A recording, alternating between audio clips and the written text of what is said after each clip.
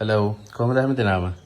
ඉතින් අලුත් අවුරුද්දේ සුබ අලුත් අවුරුද්දක් කියලා ප්‍රාර්ථනා කරනවා අල හැමදෙනාටම. පොඩි දෙයක් පෙන්වන්න කියලා ආවා ඉස්සෙල්ලාම බයික් එකක් ආවා අපිට එන්ජින් එකක ප්‍රශ්නයක් තියෙනවා කියලා.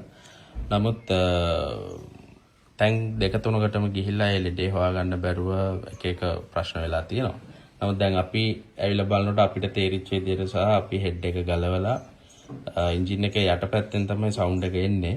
හරියටම කොතන සිලින්ඩර් එකෙන්ද කොහෙන්ද එන්නේ? සිලින්ඩර් එකකින් සද්ද එන්නේ කොතනින්ද කියලා හරියටම අපි හොයාගත්තා. මම ඔයාලට පොඩි වීඩියෝ එකක් සාමාන්‍යයෙන් අපි දේවල් හොයන එක ටෙක්නික් එකක්. සමහර අපිට ශබ්ද හොයාගන්න පුළුවන් එක එක ටෙක්නික්ස් වලින් එක එක නොයිසස්. මේ නොයිස් එක හොයාගත්ත තව එක ටෙක්නික් එකක් මම මේ පෙන්නන්නේ. මැනුවල් එන්ජින් එක අපි ස්පීඩ් කරකවලා සක්ෂන් එක මෙතන කම්ප්‍රෙෂන් එකක් නේ සිද්ධ වෙන්නේ. කම්ප්‍රෙෂන් එක එනකොට තමයි සද්ද සිද්ධ වෙන්නේ. ඉතින් කම්ප්‍රෙෂන් එක අපි මැනුවල් අතින් දීලා අපිට එන්ජින් එක රොටේට් කරනකොට හිතාන්න පුළුවන් සද්ද කොහොමද එන්නේ, මොකද්ද සද්ද කියන එක. මම ඔයාලට පෙන්නන්නම් කොහොමද කරන්න කියලා.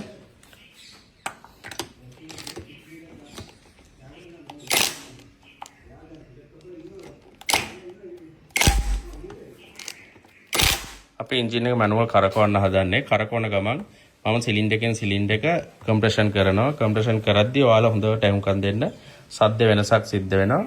වෙනසක් සිද්ධ වෙන සිලින්ඩර් එකෙන් තමයි ඒ නොයිස් එක එන්නේ. ඊට පස්සේ අපි එන්ජින් එක ගලවලා රිපෙයාර් එක කරන්න හදන්නේ. බලමු අපි.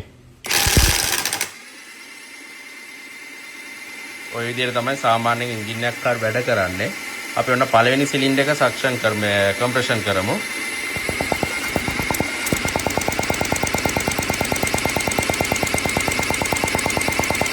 අපි දෙවෙනි එක කම්ප්‍රෙෂන් කරනවා.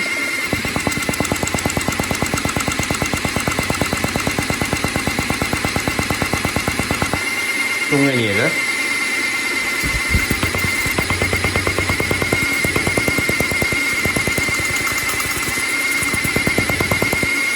පොඩ්ඩ අවධානයෙන් අහුම්කම් දෙන්න. හතරවෙනි එක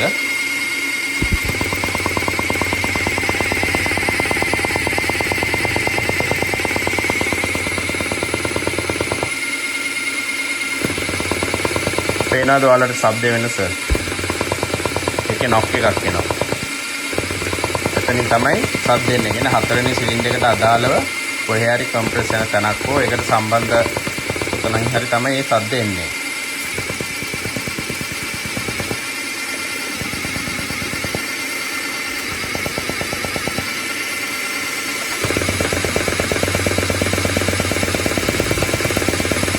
ඔතන තමයි ශබ්ද එන්නේ.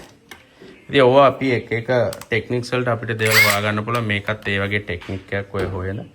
හරි බලමු. මට ඒක පොඩ්ඩක් ඔයාලට පෙන්වන්න තමයි අවශ්‍යතාවය තිබ්බේ.